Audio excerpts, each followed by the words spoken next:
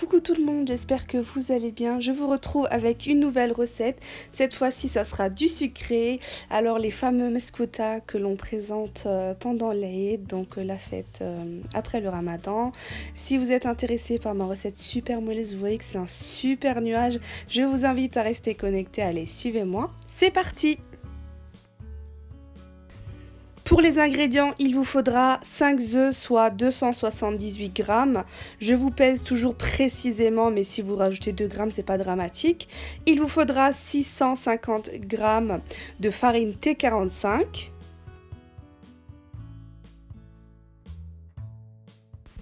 2 sachets de levure chimique, en tout ça fait 30 grammes, donc le sachet fait 15 grammes. Et donc 2 sachets de sucre vanillé, en totalité ça fait 16 grammes. 290 grammes de sucre, vous pouvez très bien prendre du sucre complet. 157 ml de lait.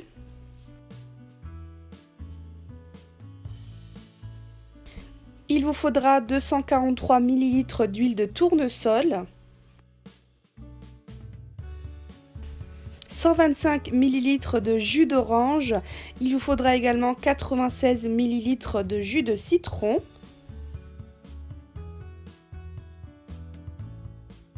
c'est facultatif, si vous n'aimez pas le zeste de citron, n'en mettez pas, il vous en faudra 3 grammes. Ne mettez pas le blanc c'est ce qui est amer. Dans un récipient, vous allez mettre les œufs. Je vous le rappelle, comme d'habitude, vous pouvez très bien faire cette recette au robot. Donc vous mettez les œufs, le sucre, ensuite vous allez rajouter les 2 sachets de sucre vanillé. Et donc de là, dès que vous mettez tout ça, on va commencer à mélanger, à fouetter le tout jusqu'à ce que ce soit bien mousseux et que ça blanchisse légèrement. Donc on veut vraiment que ce soit bien mousseux. Et donc vous mélangez à l'aide d'un fouet. Vous voyez que je prends mon récipient et je tourne, c'est pour incorporer de l'air au maximum. Donc faites ça pendant 5 minutes, vous mélangez et vous tournez pour incorporer de l'air. Dès que vous faites ça, vous rajoutez le zeste de citron. Ensuite, on viendra rajouter le jus de citron. Vous pouvez très bien prendre le jus de citron tout fait. Et on vient mélanger d'abord, préalablement. Il faut d'abord mettre le citron. Ça va permettre à justement avoir un gâteau super moelleux. Donc, ça aide vraiment. Et on vient rajouter l'huile de tournesol. On vient mélanger entre chaque ajout. Donc, on mélange à l'aide du fouet. Vous pouvez très bien le faire au robot si vous souhaitez.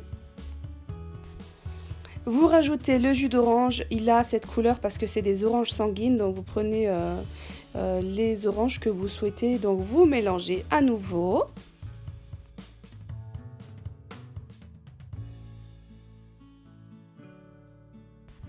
Je rajoute le lait et je viens mélanger, comme je vous ai dit, je mélange entre chaque ajout et ensuite je viendrai rajouter les farines, donc la farine plutôt, je viens la rajouter, je la rajoute petit à petit. Vous pouvez très bien la tamiser pour vous faciliter et voilà, la mettre en plusieurs fois comme moi, là, moi je l'ai mis en deux fois.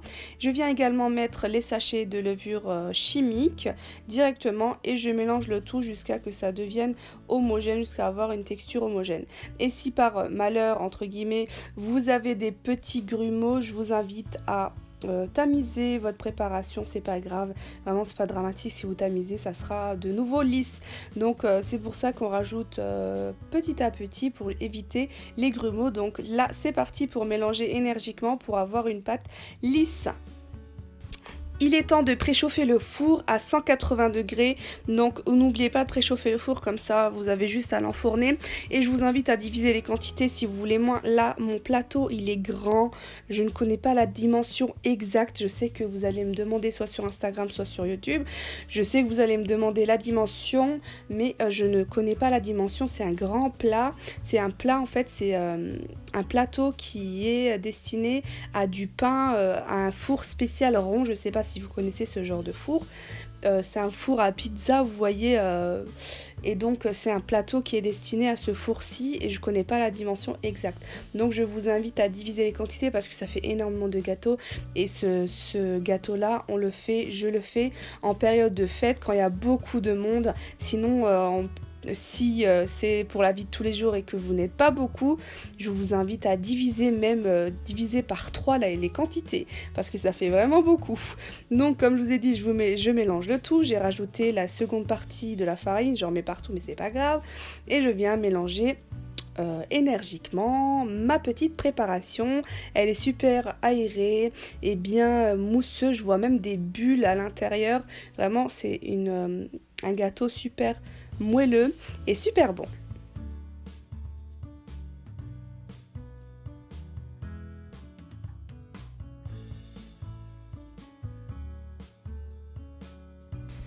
Je vous montre la texture à avoir, vous voyez qu'elle est pas épaisse, mais elle est pas liquide non plus, elle se tient. C'est une pâte à gâteau quoi, tout simplement, mais c'est vraiment spécifique du Maroc, ou du Maghreb du moins. Je viens beurrer le moule, c'est le moule que je vous parlais, le plateau. Et je viens tout simplement transvaser la préparation dans le récipient, dans le plateau, dans le moule. Et donc je viens tout simplement égaliser les côtés à l'aide du plateau, donc on égalise un peu. Et donc de là, j'enfourne à 180 degrés dans un four préchauffé à 180 degrés pendant 25 minutes. 25 minutes plus tard, tout chaud, je vous montre la technique pour savoir si c'est cuit. Déjà, ça se voit, c'est super coloré, mais si vous avez un doute, vous prenez un couteau et vous plantez dedans. S'il ressort sec, c'est qu'il est cuit. Donc voilà, s'il ressort sec, c'est qu'il est cuit. Donc là, il était cuit en l'occurrence. Donc là, on profite qu'il est chaud pour justement prendre de la confiture. Vous prenez la confiture de votre choix. J'ai pris de la pêche, vous pouvez prendre la fraise, la cerise, que vous souhaitez. Et vous venez tout simplement mettre quelques cuillères par-dessus. Et voilà, le mettre par-dessus et égaliser la confiture. Donc là, c'est de la confiture d'abricot ou de pêche, je ne sais plus.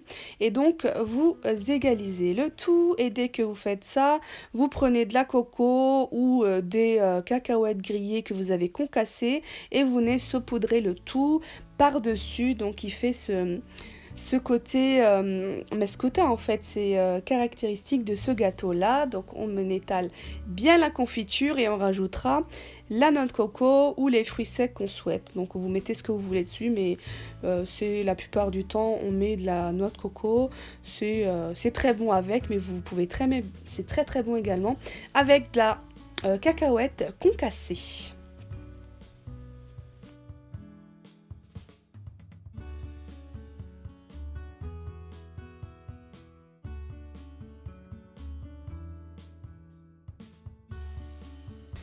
Je ne sais plus si je vous l'ai dit, mais la confiture et la noix de coco, on profite de le mettre à la sortie directe du four pour que la confiture fonde légèrement et qu'elle soit plus lisse.